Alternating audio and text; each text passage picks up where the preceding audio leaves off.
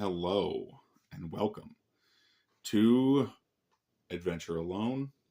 I'm your host, Tim Niederreiter, doing some solitary gaming today. Hi, Happy New Year, I guess. Or happy end of the year 2024, at least for me. So, yeah, today we are going to be doing some solo gaming because things are rough this time of year, and they always will be, and they always kind of have been, for me anyway. Don't want to speak for you, but Christmas and the New Year, it's a tough holiday. Anyway, I'm here to run some mech combat.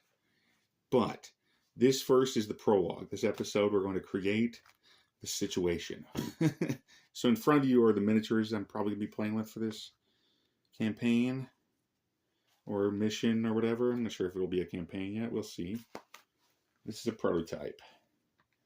And we're going to be using a facsimile rule set. Kit bash rule set, just like many of these. I love kit bashing miniatures. Like you'll see a few of them in this shot. But yeah, this is going to be a kit bashed rule set using Kill Sample Process by KRD Designs as the basics.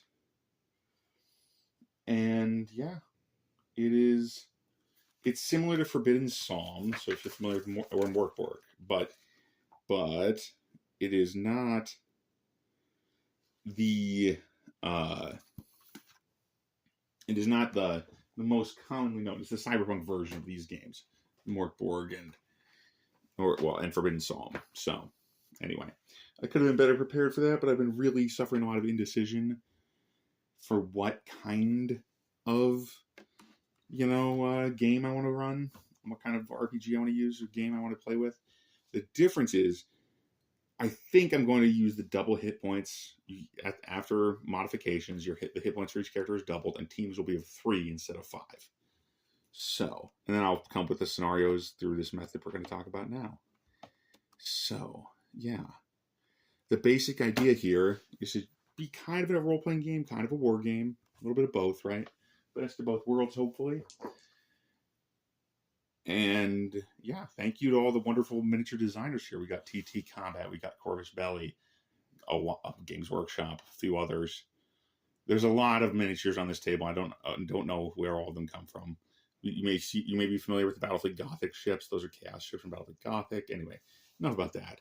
The old Tau Crisis suits, which I literally dusted off along with some of these other minis to make my mech stories go. The thing we're going to be definitely using is the Mythic GM emulator, Game Master emulator. That is the one supplement that I plan to use for sure with this kill sample process. If I have any questions about what's going to happen, I'll be asking the Oracle in the book.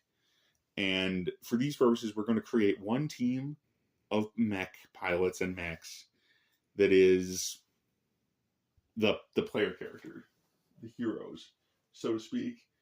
Though I expect this will be a pretty neutrally themed game in many ways, because the core of this is a war story, right? So war story without maybe a strong influence of good and evil over the theme. So we'll see. But the second supplement we're definitely using is Not Another Brush War, or not just a brush war, by Nordic Weasel Games, I believe. Yes, this is a Nordic Weasel game. Ivan Sorensen, fantastic game designer. And we're just going to use this to create the basic situation, because I don't know anything about what I want my military situation to be like. So, I think we're going to skip national size, because I think these are large nations. This is a future situation. Maybe multiple planets, that sort of thing. We'll skip the size of these nations, which might seem a little counterintuitive. But when I roll on these tables to get ideas here, it's going to be a special kind of madness that takes me over, and you'll hear it probably in my voice. So, national resources. I think we'll start with that for our first nation, the kind of PC nation, perhaps. We'll see.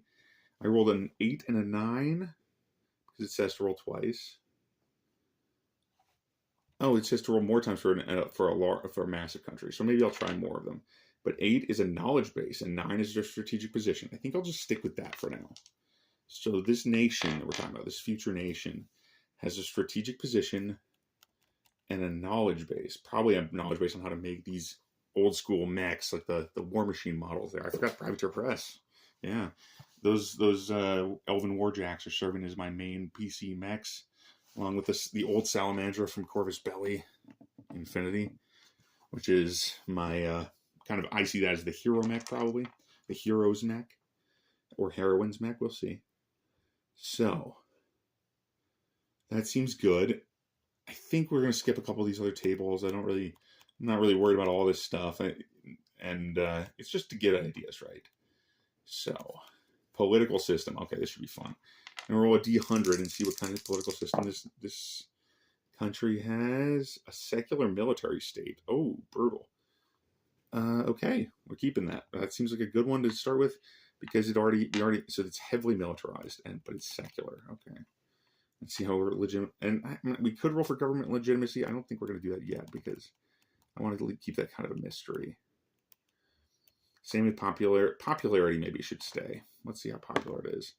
8, very popular. So people like their secular military state in this nation, which we'll call maybe, excuse me, we'll call maybe this nation state is something along the lines, I think I'm going to call it Balance. Yeah, balance. We'll just call it balance. So it's the balancers is this odd nation at the fulcrum of a strategic position with a lot of knowledge of how to make mechs, which makes sense because they're a military state and they have a popular government that is in charge of managing and deploying their war machines. So, in other words, this nation is probably under threat for some reason. Let's see. Because, obviously they're in a vital position and they have all this knowledge, and probably they have this knowledge because they're surrounded by some kind of threat from outside. Let's see. Skipping through here a little bit. I think they're a smallish nation for the standards of this country. So let's see if they have an allegiance to another nation. Okay, here we go. 2, nation in regions. Okay, so they have no ally. Okay. An ally, huh? Well, that's probably going to be those semi-advanced looking the Tau models over there, the Crisis battle suits or something. Maybe. I'll think about it. Oh, no. I think they're allied with the Observers, which are those like flying TT combat things. I'm imagining them being like just witnesses. They observe the mechs in battle and they recall data and stuff, and or they maybe belong, each of those flyers, these big winged, multi-winged butterfly things, might be a viewing station so elites can watch the mechs in battle. I actually love that idea. So they're the allied nation has these elites, these VIPs that go to watch the battles, like old people used to do in like Civil War times. And these things are maybe they're actually international, we'll see. And therefore elites from every side, like those are corporate flyers. I'm settling it now. These things are corporation flyers or some such. So they fly around and no one's to shoot them down. Right? Anyone shoots them down, there are VIPs on board. Can't have that. Can't be shooting VIPs now. So I think we're off to a good start. So there's this large nation, and then there's balance. Or a larger nation or allied nation is going to be called, let's just call it Thrace. Yeah, so we have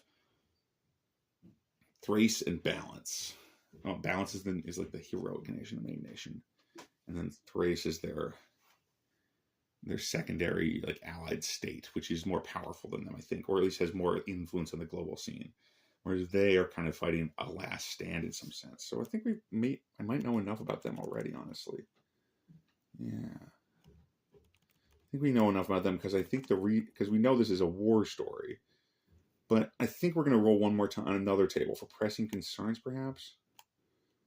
We already know they're specialized in mech combat, so that's not really going to be necessary to...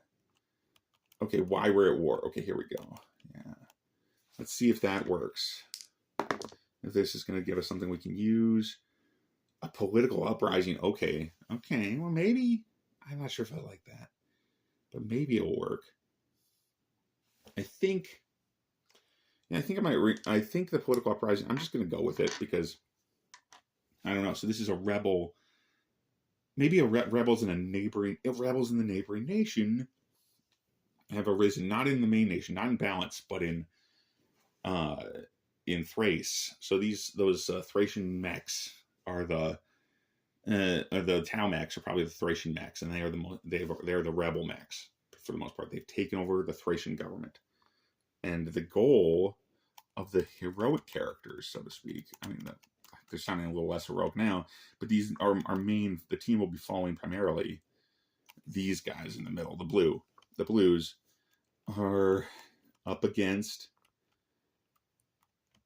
They're up against a really intensely dangerous enemy. So, in that their neighbors are the ones they probably shared a lot of their technology with, and now their enemies are becoming an enemy because they've been subverted by a foreign power. And the rebels took over and replaced the old government that they were allied with. Okay, set the scene. So it's Thrace and Balance and Thrace, yeah. And now we're going to get back to the team. We're going to go to the team. I've decided, as I said before, that I'm going to use this book, Kill Sample Process, as the main source for our statistics and resources. Basically who these characters are for the pilots. We're going to start with the pilots and their mechs. Well, we'll start with the mechs. So, because you can see those on the table. So we're going to say the heroic main mech. This is represented by that old salamandra from miniature from Corvus Belli. That's going to be the one we start with. And I think I'm going to roll up some character stats for that right now. And this time I might actually take a moment to jot some notes down as we go. So, yeah, that sounds like a good idea. I could use some notes for this. And I think I know where to find them. Yeah. So, okay. Pardon me. Me stomping around. This room does have hardwood floors and is rather narrow to the ear. I don't know what that means. I'm just spouting off language. I'm a podcaster before I'm a video maker. Okay. So I think I'm just going to start with this. The field notebook, which I just received for Christmas. A field notebook. Seems fitting to put war notes in here. So the first squad we're going to work out. Our squad from Balance is going to be led by our hero, probably. But we'll see. We'll see how this develops. Because I'm going to randomly generate these characters, obviously. It's not like, or at least a large part of them are going to be randomly generated. Using the kill sample process rules, with modified, of course, as necessary, so that they fit. Now, this is just generating the mech stats, so we're not going to worry too much about anything other than this is the mech, which we're just going to start out and call this mech. I really do like Pacific Rim, but I don't want to just call it Danger. We're going to call it Sally's Peril. This is the mech, the first mech, just because it's a salamandra. And that is the name of the first mech. So we're going to work this out. I have a system in mind here, how to generate these characters with using the stats. So first off, we're only selecting 3 models. And these are the 3. The big guy, the spear, the lancer, the big guy, the lancer, and the hero mech, so to speak. I think they're each going to be a specialist. So all 3 of them will be specialists.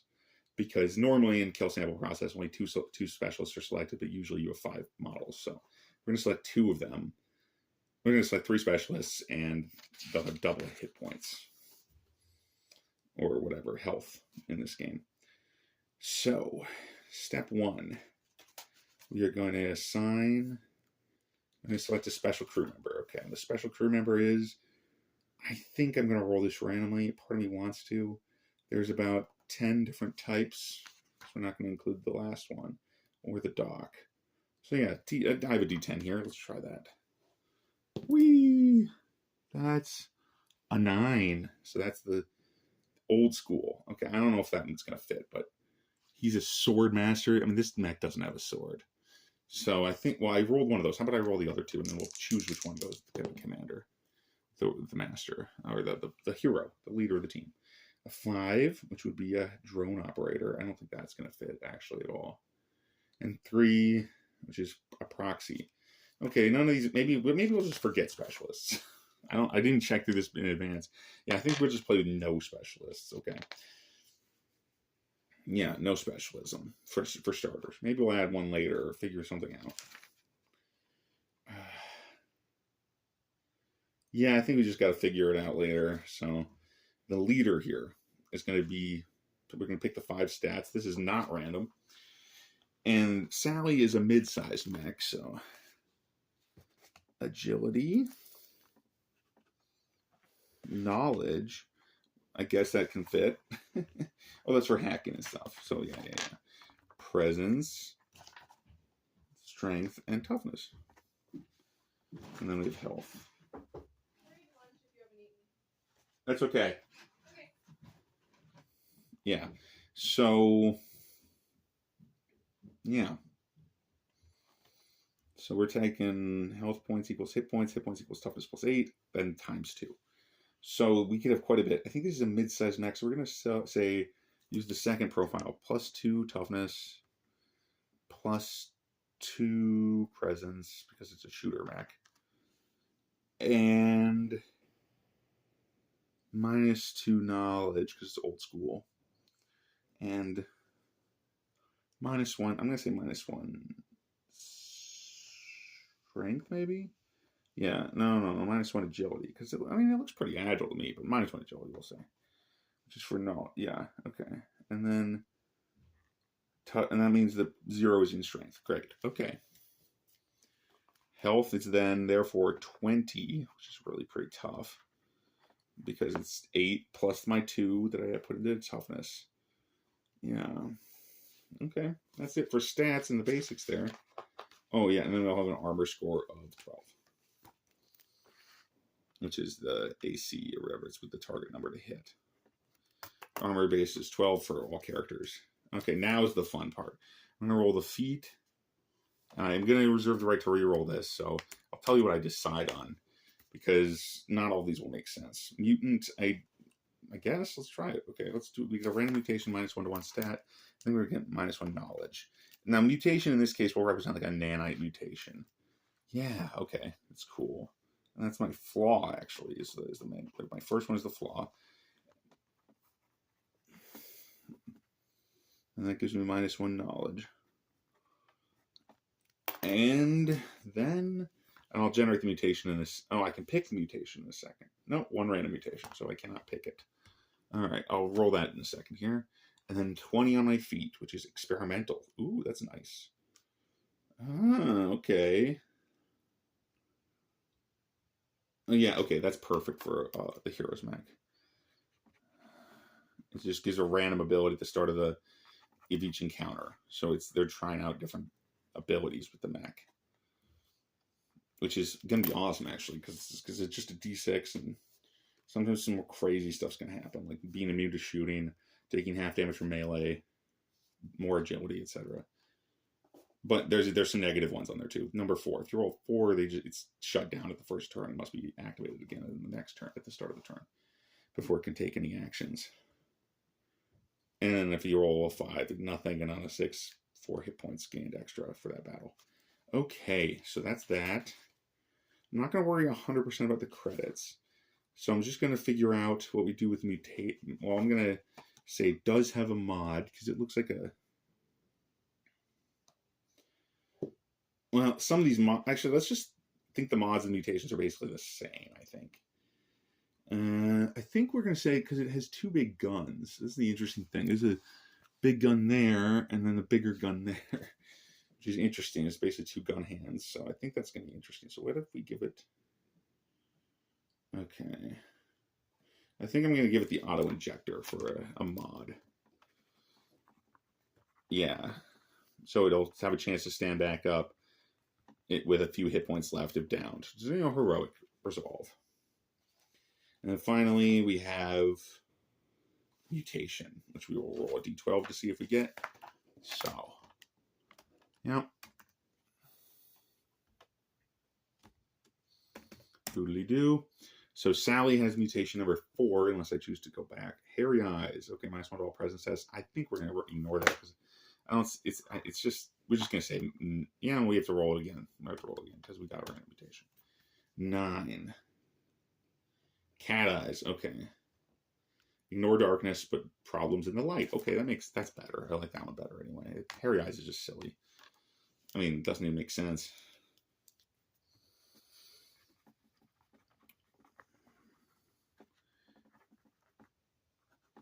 So Sally is good in the dark, but bad in broad daylight. So that's basically his mech. I mean, we've got to pick weapons for it too. I think that's going to be weapons and armor. Looks like I should probably hit on the... I'm just going to say this mech, the armor's going to be either heavy, medium, or light. And then if it's... And so we're going to just go with heavy, with medium armor. Provide 2 points of armor, I think. Yeah.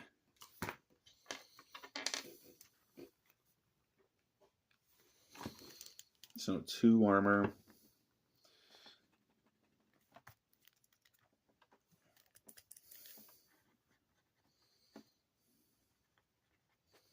And I'm not going to make the armor take anything to carry because it's built into the mech.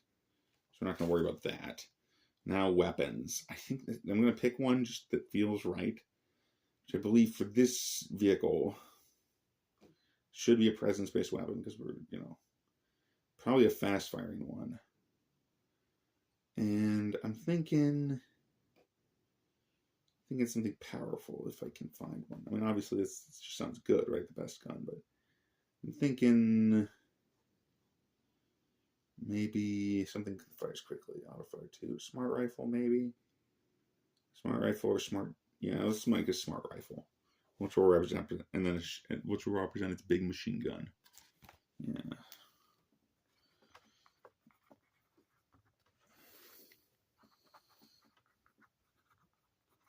And there we go. I think that might be everything we need to do for that mech. I think that might be everything. Yeah, it is. Okay. Okay, great. I think I need to take a break though. It's been a little bit, so we created the first mech. That's a good start. Thank you for watching. I'll talk to you again in a little bit. Bye-bye, and Happy New Year.